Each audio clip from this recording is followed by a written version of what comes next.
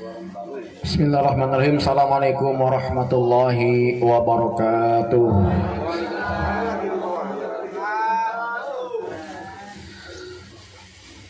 Alhamdulillahirabbil alamin, adada khalqihi wa zinata arsyihi wa ridha nafsihi wa midada kalimatihi wa muntaha ilmihi wa jami'a ma syaa wa khalaqa dzara bara alimul ghaibi wa syahadul rahmanir rahim. Al-Malikul Qudusul Azizul Hakim.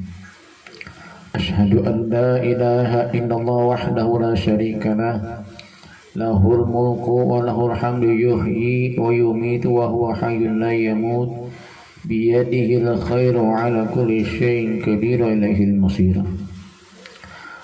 Wa asyhadu anna sayyidana Muhammadan abduhu wa rasuluhu arsalahu bil huda wa dinil haqq liyudhhirahu 'ala ad-dini kullihi wa kafa billahi shahida.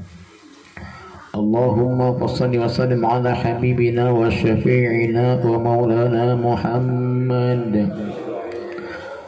wa ala alihi wa ashabihi wa liman tabi'ahum bi ihsanin ila yaumil mi'ad. Amma ba'du. Subhanaka la ilma lana illa ma 'allamtana innaka antal alimul hakim. Ilahi anta maqsudi ridhaka matlubi antini mahabbataka wa ma'rifataka ila hadrati syekhina mursyidina Ahmad sahibul wafatajul arifin radhiyallahu anhu. Al-Fatihah. Bismillahirrahmanirrahim. Alhamdulillahirabbil alamin arrahmanir rahim maliki yaumiddin. Iyyaka na'budu wa iyyaka nasta'in ihdinas siratal mustaqim siratal ladzina an'amta 'alaihim ghairil maghdubi 'alaihim waladdallin. Amin. Yang sama-sama kita muliakan pengarsa Abah Hadratus Syekh Ahmad Sahibil Wafa Tajul Arifin radhiyallahu anhu, yang sama-sama kita hormati Sahibul Bait, pemangku manaqib di Majlis Zikir Nurul Ikhwan,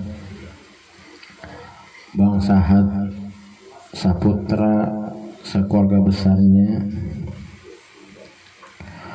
yang saya hormati rekan-rekan mubalighin mubalighah dai-dai Thariqah Qadiriyah Naqsabandiyah, Pondok Pesantren Suryadaya, sesepuh khotaman dan manaqibah di tempat masing-masing, ikhwan dan akhwat Thariqah Qadiriyah Naqsabandiyah, Pondok Pesantren Suryadaya, rekan-rekan mubalighin mubalighah dai-dai Thariqah Qadiriyah Naqsabandiyah rahimakumullah.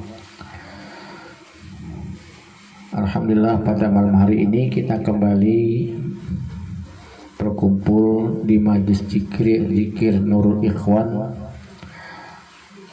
untuk melaksanakan amaliyah bulanan manaqibnya Tuan Syekh Abdul Qadir Jailani dan juga manaqibnya Tuan Syekh Ahmad Sahibul Wafa Tajul Arifin radhiyallahu anhu. Semoga dengan hadirnya kita di tempat ini, baik Sahibul Bait maupun kita yang hadir, sama-sama meningkatkan nilai khidmat kita kepada guru mursyid kita. Man hasunat khidmatuhu wajabat karmatuhu. Barang siapa yang baik khidmatnya, wajib baginya karomah. Karomah itu kemuliaan. Fa karamatul uzma al istiqomah fil ibadah, dan karomah yang paling agung adalah istiqomah dalam ibadah. Kalau ahli hikmah itu yang dikejar adalah karomah. Kalau ahli syariat yang dikejar adalah istiqomah. Tapi kalau kita ikhwan, yang kita kejar adalah khidmat. Sebelum masuk pondok pesantren modern Gontor, pernah di pondok tradisional di Banten. Yang namanya Banten itu ya jago-jago hikmahnya. Riadoh kita dulu kuat. Itu untuk tes lulus tidaknya itu dulu saya ingat Pak Kiai ngambil daun. Jadi kalau mata kita sudah sama dengan daun, lulus kita. Kalau masih belum sama dengan daun, tidak lulus. Jadi hijau mata. Itu dengan daun ditesnya.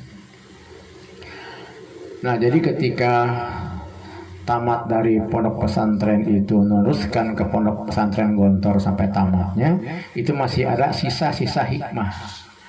Maka ketika tamat dari Gontor itu yang dikejar adalah karomah. Itu kalau teman-teman pernah ke Wali Songo, sekarang sudah enak. Dulu ketika saya ngoboy naik truk turun truk, pakai bajunya juga cuma satu, nggak ada salin, nggak bawa tas, nggak ada salin, pakai kaos, celana lepis, itu seminggu sampai ke Belel karena nggak salin. Yang kita kejar apa? Karomah kita kejar. Dulu itu tahun 91 kalau naik ke Muria tidak ada tuh tukang dagang, masih kosong tuh. Sekarang banyak tukang dagang kiri kanan, dulu masih kosong ke atas tuh. Masih pakai batu. Di pinggir itu batu seperti batu bata gitu. Tangganya berbatu. Nah, masuk ke makamnya Sunan Muria itu kita langsung masuk. Dan kita masih bisa megang tanah kuburannya. Terbuka masih. Sekarang kan enggak kan, banyak birokrasinya. Harus lapor, harus antri, harus nunggu. Nanti di sana, naik turunnya begitu, sampai nanti di tempat juga kan sudah tutup dengan tirai. Betul ya? Dulu masih enggak. Masih terbuka seperti ini. Nah, masih pakai bambu.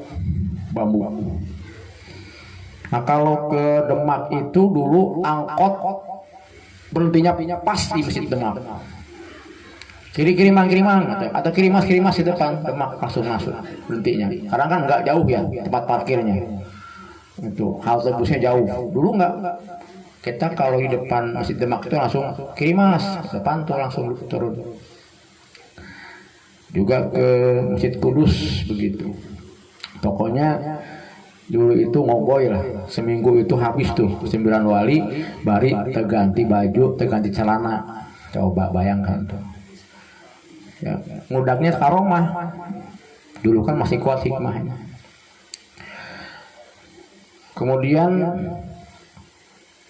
92 itu tugas di Medan. Lupa nama tempatnya itu. Tapi ada lau-launya lah. Lau Bakri. Apa lau itu artinya lau itu? Lau. Apa lau bahasa Medan itu? Oh, belum enggak. Lau Bakri apa lau itu? Kalau mungkin kita mungkin air ya mungkin. Nah, di Karo benar Bang, tanah Karo itu. Oh gitu, tanah Karo itu kalau kita main ke penduduk itu makan durian sepuasnya nggak bayar. Ngambil satu itu yang bayar. Itu di sana itu. Dan itu sering disingkat limpul 50. Gitu ya, betul ya. 500 gitu. Nah, dari Medan mendengar ada seorang wali Allah di Sulawesi, di Bone. Saya kejar tuh 5 hari naik pesawat kapal laut, kapal Kambuna dari pelabuhan Belawan itu 5 hari. Karena memang ini wali Allah, banyak keajaiban yang Allah kasih. Karena lewat kita adalah hikmah mengejar karomah. Itu. Yang pertama ketika kita ngantri tiket. Nah, ketika ngantri tiket itu kan di bulan Juni itu libur. Dulu masih ngantri di Pelni, masih ngantri. Sepanjang kita ngantri orang nanya mau kemana dek, masih muda soalnya dulu itu. Mau kemana dek? Mau ke Sulawesi. Kapan? Yang minggu depan. Oh sudah habis percuma. Saya aja nanti untuk bulan Agustus habis tiket semuanya. Tapi ngantri terus terus karena terpotong Jumat dulu tuh di Masjid Raya Medan. Itu uniknya kalau lagi sedekah itu dilempar uangnya ke depan, dilempar tuh ke depan, nanti yang depan lempar ke depan lagi, itu ya caranya orang sana begitu.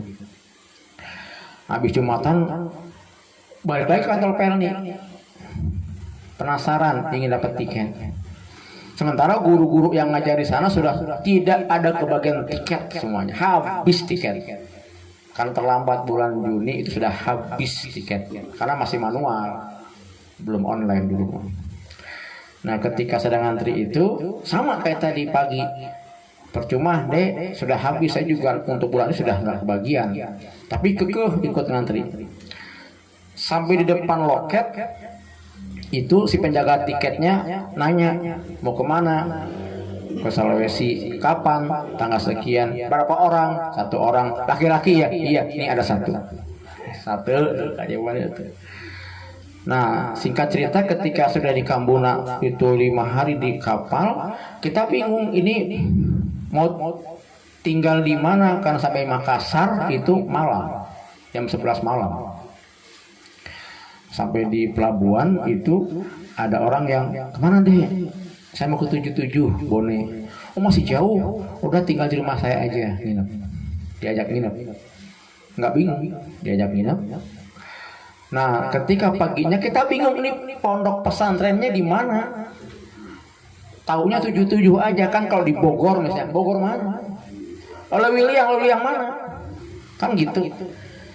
Ah pokoknya mah naik PT-PT sekarang bilang itu. Ya PT-PT ya. Naik PT-PT ke arah sana itu bingung di mana 77-nya.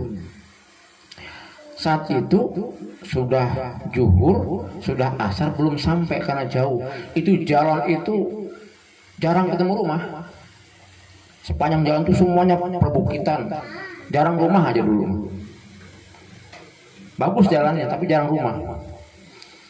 Nah ketika sudah sekitar jam 4:30 itu mobil kempes bannya, berhenti itu mobil, minggir. Lagi berhenti ada teman bawa bambu, teman satu pesantren, karena itu pondok tahfidz Quran di sana itu, namanya MKWH, Majlis Quran wal Hufaz, Kiai Haji Landre Said. Kenapa saya kejar ke sana? Karena unik di sana itu katanya ada kabar santri itu pagi tidak makan, hanya dikasih air teh saja. Nah siangnya makan itu nasinya hanya sedikit, bisa dihitung nasinya. Ikan terinya 2, bukan bandeng nih, teri 2. Tuh, teri pasti gede naon terinya.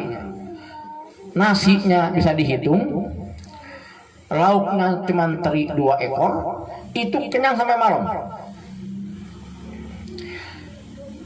Nah menurut informasi dulu kan nggak ada internet, tidak boleh ada yang membantu pondok pesantren Kiai Haji Landre Said, bantu tangkap.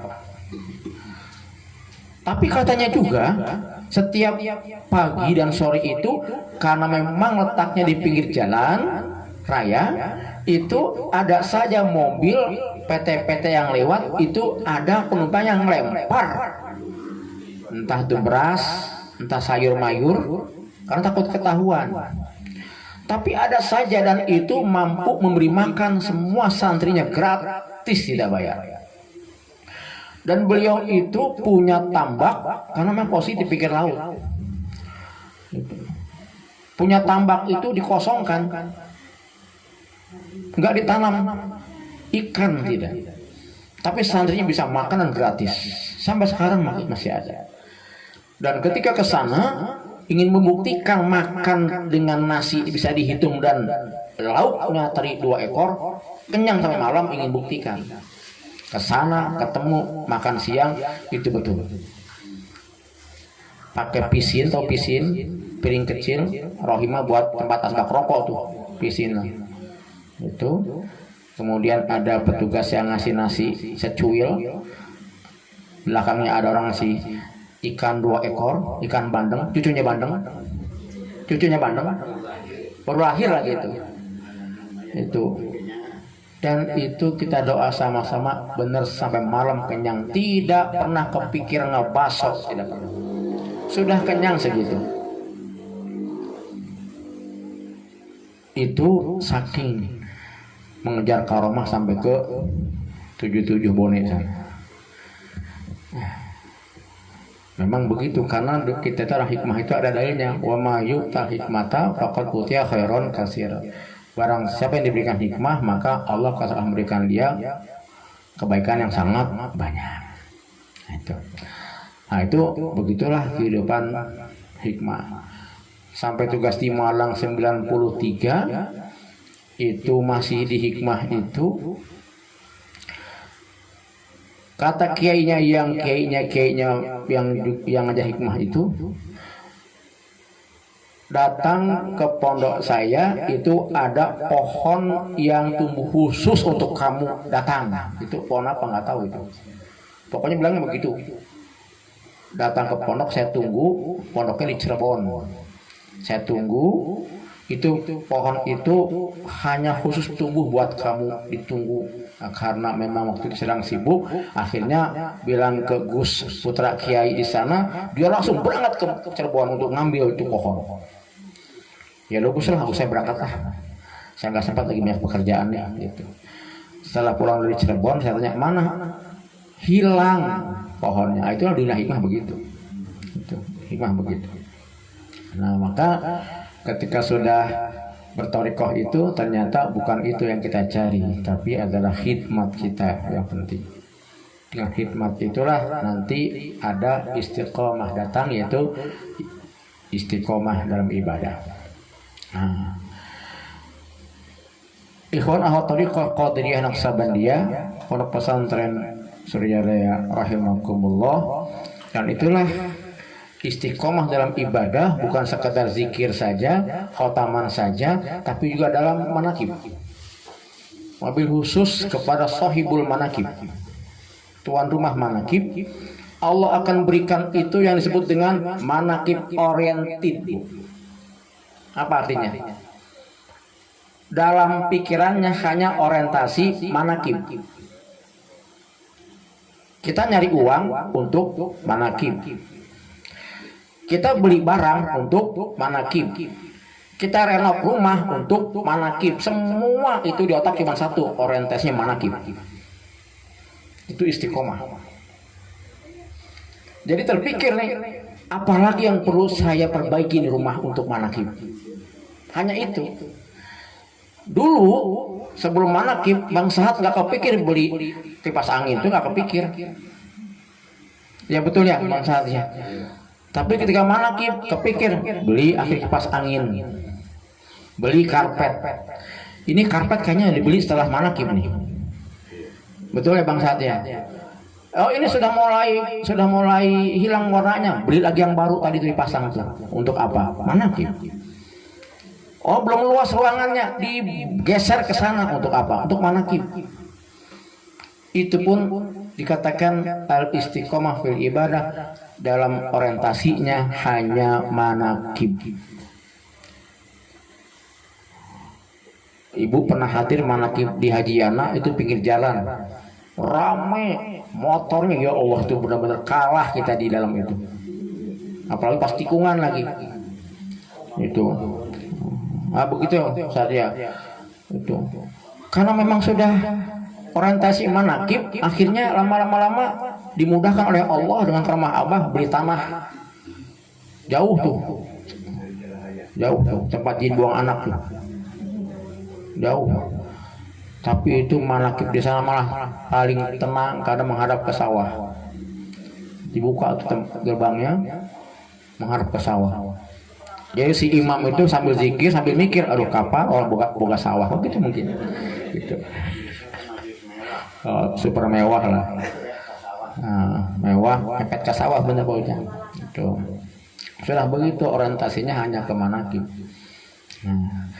Dan ketika kita memang Allah berikan kelebihan dan kembali ke manakib lagi, barokah, karomah pengarsa, abah, barokah, manakib, dimudahkan urusannya dan sebagainya. Semuanya kepada manakib. Nah itu istiqomah fil ibadah.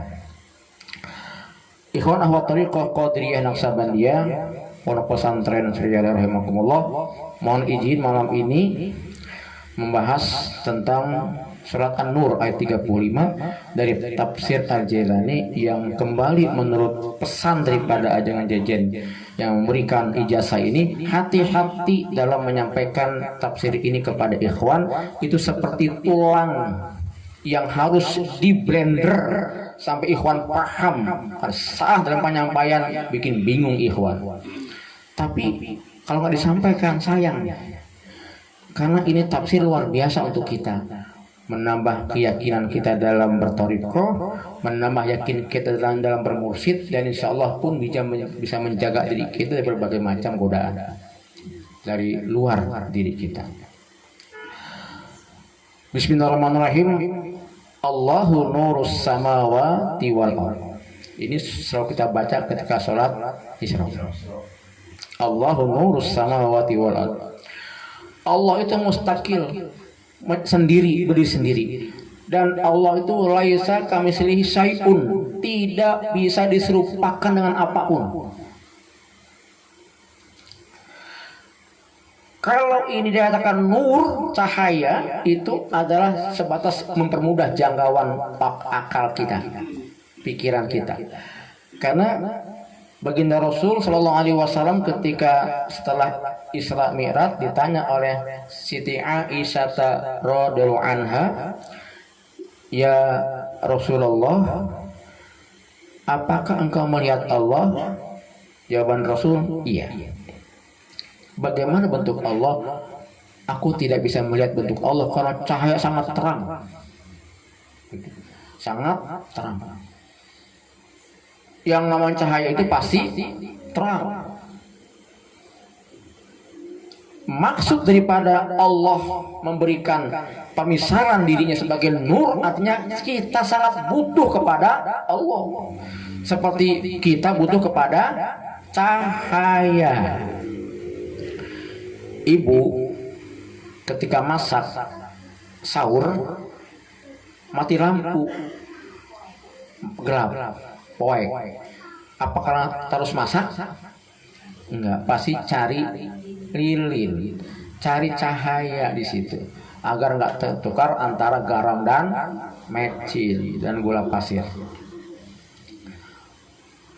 Dicari cahaya agar bisa melihat masakan ibu itu sudah matang atau belum. Bumbu pun demikian. Artinya Allah menisbatkan dirinya dengan nur ini adalah Allah adalah yang sangat dibutuhkan. Sangat dibutuhkan. Tempat bergantung. Nurus samawati wal ardh, ketika Allah masih sendiri, belum menciptakan apapun. Selama 6.000 tahun baru Allah ciptakan cahaya. Kenapa Allah ciptakan cahaya yang pertama kali? Karena cahaya itu tidak memerlukan ruang dan waktu. Maka makhluk yang pertama kali Allah ciptakan itu adalah cahaya, dan itu Allah bersama cahaya itu juga ribuan tahun. Selama ribuan tahun. Jadi berdua dengan cahaya itu. Nah, nur yang Allah ciptakan pertama kali itu adalah nurnya baginda Rasulullah Muhammad sallallahu alaihi wasallam. Dari nurnya Muhammad itulah Allah ciptakan langit, bumi, gunung, tanah, air, api, semuanya Allah ciptakan dari nurnya Muhammad Rasulullah sallallahu alaihi wasallam. Termasuk ruh kita. Ruh kita itu tercipta dari cahayanya Rasul Sallallahu Alaihi Wasallam, dan termasuk nurnya malaikat pun. Nah, kan ibu tahu kan dari pelajaran SD dulu, madrasah dulu, malaikat diciptakan dari cahaya. Hanya kita tidak diajarkan cahaya dari mana cahaya itu. Nah, cahaya malaikat itu adalah cahayanya baginda Rasulullah Muhammad sallallahu alaihi wasallam. Itu ada dalam kitab Al-Fuyudat Ar-Rabbaniyah. Dikatakan bahwasanya yang menciptakan malaikat itu adalah nurul insan, cahaya manusia, yaitu cahaya baginda Rasul Muhammad sallallahu alaihi wasallam. Nah, termasuk ruh kita. Maka disebutkan farruhu kainun nuraniyah. Khalaqallahu ta'ala bitabi'atin nuraniyah. Nur kita itu adalah berstruktur cahaya. Maka Allah ciptakan nur itu dengan tabiat cahaya bersih. Cahaya itu bersih. Bening, suci, dan juga transparan. Safan atau taharah dan safafiyah. Itu nur rai ruh kita. Maka sesungguhnya di sini dinisbatkan Allah nurus samawati wal ard. Kita tahu dari mana asal muasal kita. Masalun nurihi, perumpamaan nurnya Allah itu kamiskat. Itu nanti bisa kita baca di kitab Sirul Asrar, di mana Allah ciptakan manusia itu, ruh itu ketika masuk ke dalam jasad, Allah berikan bekal yang namanya Bazrut Tauhid wa Bazrus Syariah. Ada kitab Asrar itu. Jadi nur ruh kita itu nanti Allah beri bekal namanya bibit tauhid dan bibit syariat. Itu. Nah. Kamiskat itu Allah tempatkan nur dalam ruh kita itu kamiskat. Itu Allah umpamakan seperti miskat. Miskat itu adalah satu lubang yang sangat kuat. Di sini disebutkan miskat itu adalah lubang di rumah yang di tempat di situ biasa ditempatkan misbah ataupun lilin ataupun lampu. Orang Arab itu membuat lubang di rumahnya untuk tempat lampu. Justru ini ketika gempa pun ini nggak akan pernah rusak miskat ini. Saking kuatnya, saking kokohnya ini miskat. Jadi meskipun rumah tuh ambruk, miskat ini nggak akan kena apa-apa. Saking kuatnya miskat ini. Kamiskat seperti lubang yang sangat kuat, Fiha misbah, di dalamnya ada cahaya. Biar nggak bingung, miskat ini sesungguhnya adalah qalbu kita. Allah tempatkan nur dalam ruh kita itu berada dalam qalbu kita, seperti kamiskat. Fiha misbah, dalam miskat itu ada misbah. Misbah itu lampu. Kita bayangkan kalau ada lubang yang sangat kuat itu, di situ ada lampu. Al misbahu fi zujajah, dan lampu itu yang tadi bercahaya itu ada di dalam zujajah, kaca. Terlindungi, dikelilingi, sudah ada miskat yang kuat, di situ ada misbah, di situ juga dilindungi oleh kaca. Saking kuatnya nur Allah dalam qalbu kita itu. Kuat terjaganya si nur dalam qalbu kita itu. Az-zujajatu ka'anha kaukab. Ini kaca yang melindungi misbah itu kaukab, seperti bintang gemintang yang sangat terang. Duriyu, bercahaya. Yuqadu, yang mana cahayanya itu min sajaratin mubarakatin zaitunatin la syarqiyah wala gharbiyah. Yang mana yang tadi itu misbah dalam miskat, yang misbahnya itu dibungkus oleh zujajah, yang terangnya luar biasa itu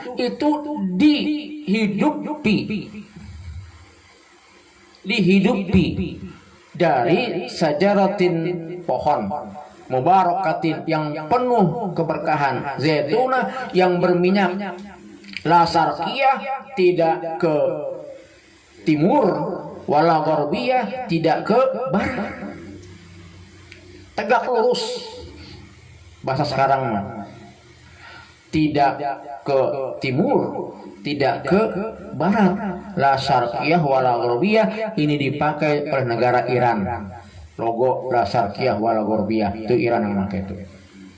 Kalau kita kan Bhinneka Tunggal Ika, kalau Iran la syarqiyah wala gharbiyah gitu, nggak tergoyahkan. Dan sajaratin mubarakatin zaitunatil la syarqiyah wala gharbiyah itu tidak lain adalah kalimatul la ilaha illallah.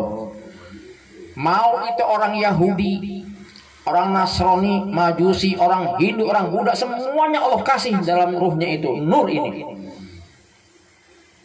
tapi tidak hidup karena tidak tersambung dengan kalimatul la ilaha illallah. Hanya orang Islam yang bisa hidup tauhidnya. Secara umum nih kita bicara orang Islam yang mengaku asyhadu alla ilaha illallah wa asyhadu anna muhammadar rasulullah, hidup tuh kalimat tauhid itu. Hidup tuh misbah di dalam miskat, yang dalam miskat itu ada zujajah dibungkus oleh kaca yang bersinar terang, baru hidup karena ada kalimat la ilaha illallah.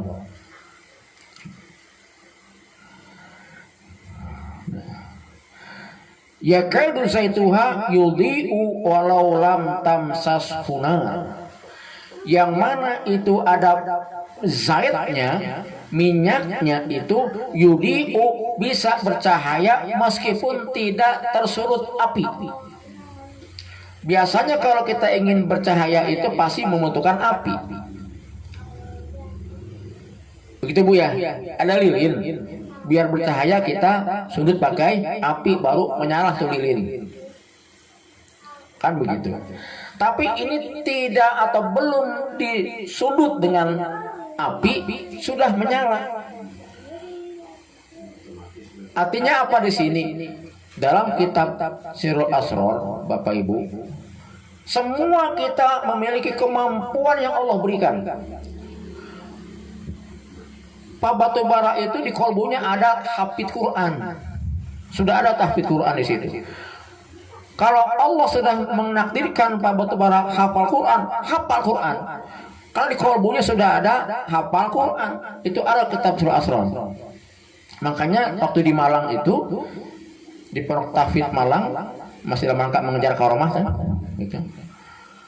Itu ada namanya Cakdor. Cakdor itu buta sejak lahir, tapi dia hafid. Dan itu kalau kiai lagi mimpin sholat tarawih yang sebulan hatam, itu yang di belakangnya itu Cakdor itu. Banyak kesalahan Pak Kiai juga, tapi yang memperbaiki malah orang yang buta, yang Cakdor itu.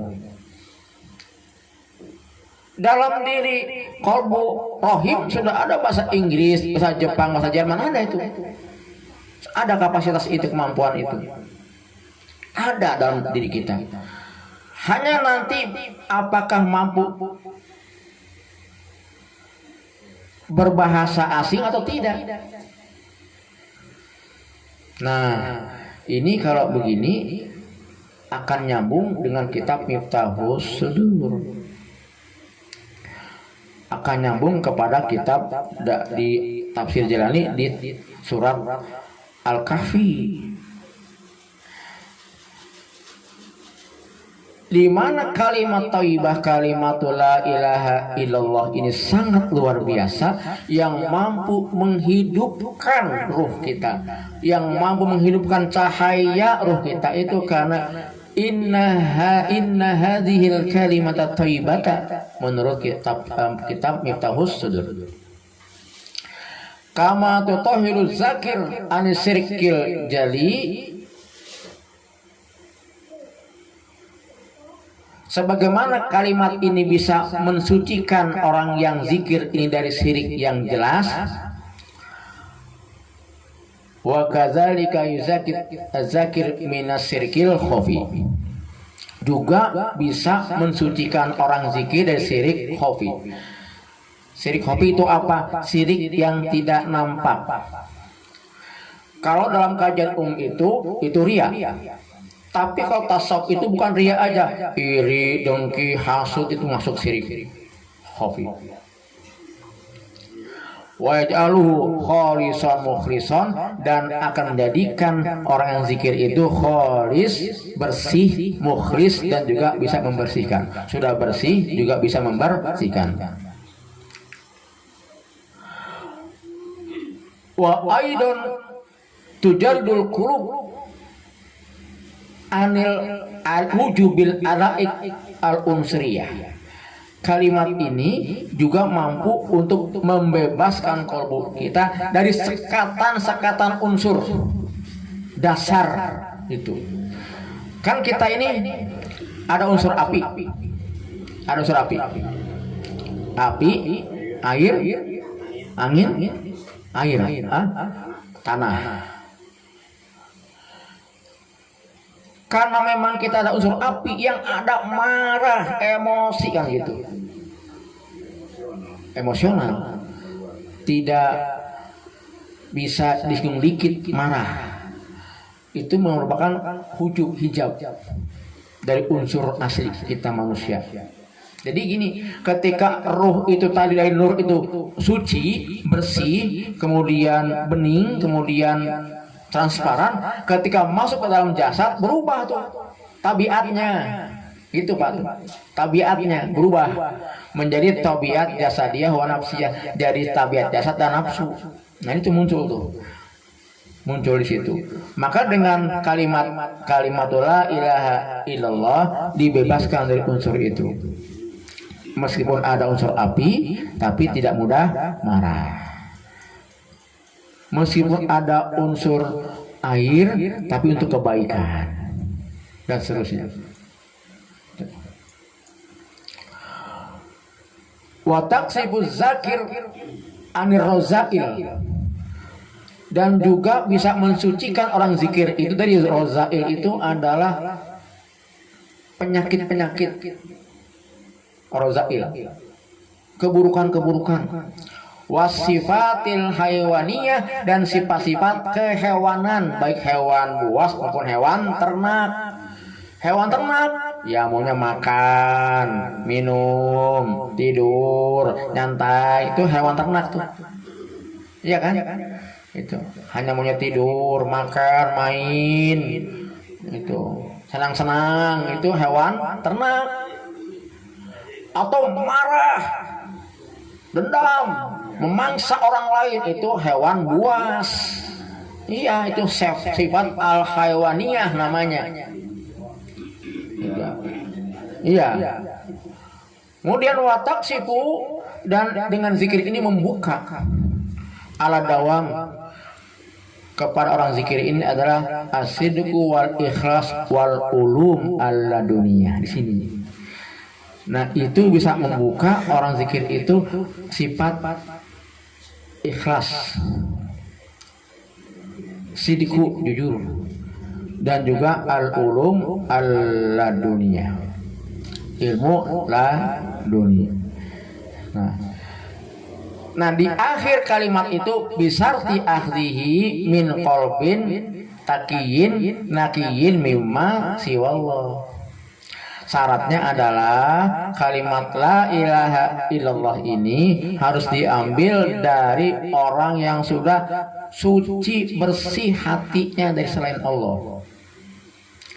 Jadi meskipun umat Islam semuanya itu bisa hidup nurnya karena tersamun kalimat la ilaha illallah, tetapi itu belum bisa mengantarkan dirinya untuk kembali kepada Allah.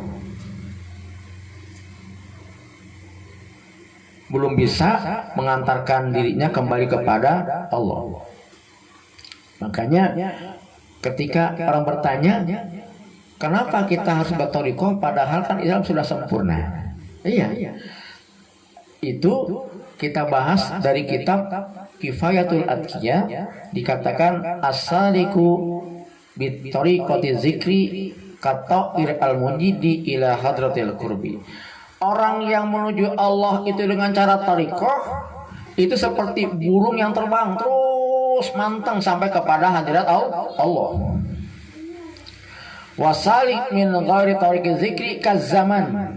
Orang yang salik yang menuju Allah, ya sholat juga kan salik menuju Allah.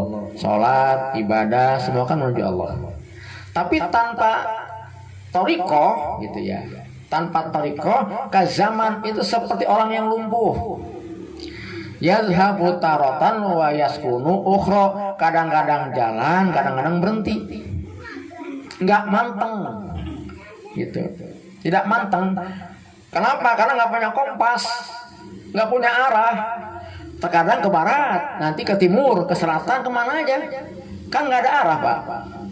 Tapi kalau yang sudah berthariqah itu, maka dia punya arah, maka manteng dia, manteng terus arahnya.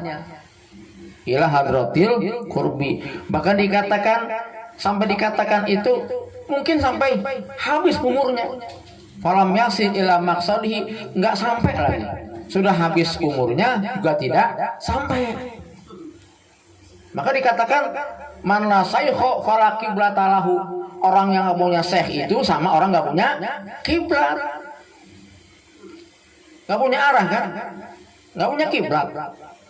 Maka diperkuat lagi man la sahiba fi zamanihi syekhun arifun makin.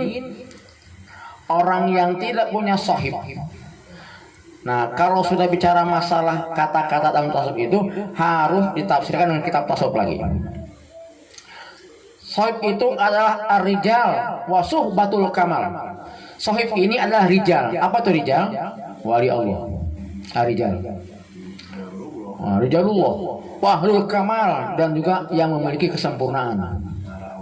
Nah, itu sahib. Jadi man la sahiba fi zamanihi syekhun arifun makin, seorang syekh yang arif dan dia ajak ilmunya, ajak kemakrifatannya, ajak kemampuan batinnya, marat hayatuhu mardudun fil muflis, maka sepanjang hidupnya dia habis dengan kebangkrutan, bangkrut imannya, bangkrut Islamnya, bangkrut ihsannya. Nauzubillah min dzalik.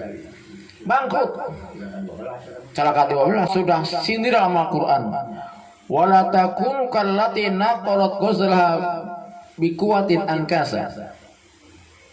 Jangan kamu seperti perempuan yang sudah capek-capek memintal benang jadi kain, setelah jadi kain dibongkar lagi itu benang. Sudah capek-capek ada benang dipintal menjadi kain, sudah jadi kain dibongkar lagi itu jadi benang lagi, jadi nggak sampai jadi baju, jadi kain dibongkar lagi, dipintal lagi, jadi kain dibongkar lagi. Itulah kita kalau nggak punya guru mursyid. Maka di dalam kitab Surah Asrar itu dijelaskan bu, orang yang berthariqah itu, orang yang bermursyid itu seperti orang yang sedang memintal kain yang benang yang kusut. Hidup kita kusut Pak. Tadi itu kusut, ngejar kaumah, wah kesana, wah kesana, kesana, kusut nggak jelas tujuannya apa, sampai di mana, mana ujungnya nggak tahu kita. Yang ada hidup langsak aja, susah, nggak ingat kerja, nggak ingat nikah, itu aja dikejar, seperti benang kusut. Nah, ketika berthariqah itu, benang yang kusut itu kita pintal sedikit demi sedikit terus. Nah, sudah nanti jadi benang sudah tersusun rapi, baru nanti kita bisa pintal menjadi kain. Itulah thariqah. Makanya penting thariqah. Dan dalam tafsir ini, masya Allah, barakallah, ini membahas tuntas bagaimana pentingnya kita itu bermursyid, berthariqah. Bahkan dalam ayat ini jelas bahwasannya nur Allah itu akan wujud dalam diri seorang itu ketika sudah hidup dengan kalimat la ilaha illallah bisarti akhdihi. Tetap kalimat thayyibah ini harus dari orang yang sudah takwa, sudah bersih hatinya daripada selain Allah. Maka tadi itu bibit tauhid, bibit syariatnya akan hidup. Jadi Bapak, Ibu, ikhwan akhwat rahimakumullah, meskipun Bapak Ibu belum pernah katakan dulu di madrasah, di pesantren ngaji fikih, nih akan disempurnakan oleh guru fikih kita. Wasilahnya apa? Wallahu a'lam. Tiba-tiba Pak batu bara nyetar radio, tiba-tiba cara wudu, wudu saya kurang bener nih, baik wudunya.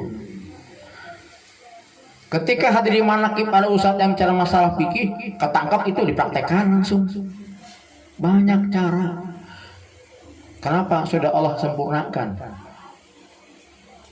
syariat kita itu dengan wasilah barokah karam pengasabah. Ada saja. Makanya jangan perlu khawatir ikhwan, aduh saya sudah thariqah nih Pak Ustadz, tapi ibadah saya masih banyak yang kurang. Terus aja, nanti akan disempurnakan sedikit demi sedikit dengan barokah Allah. Itulah hidup. Baik itu bibit tauhidnya dan juga bibit syariatnya. Wallahu a'lam bishawab. Semoga ada manfaatnya dan kita senantiasa diberikan keistiqomahan untuk mengamalkan amaliyah thariqah Qadiriyah Naqsabandiyah Pondok Pesantren Sarjaya, dan kita diaku murid oleh pengarsa Abah. Amin ya Allah ya rabbal alamin. Hadanallahu wa iyyakum ajma'in. Akhirul kalam. Assalamualaikum warahmatullahi wabarakatuh.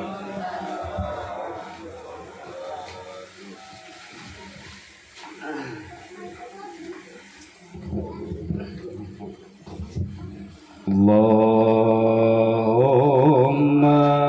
sholli ala nabiyil hashimi Muhammadin wa ala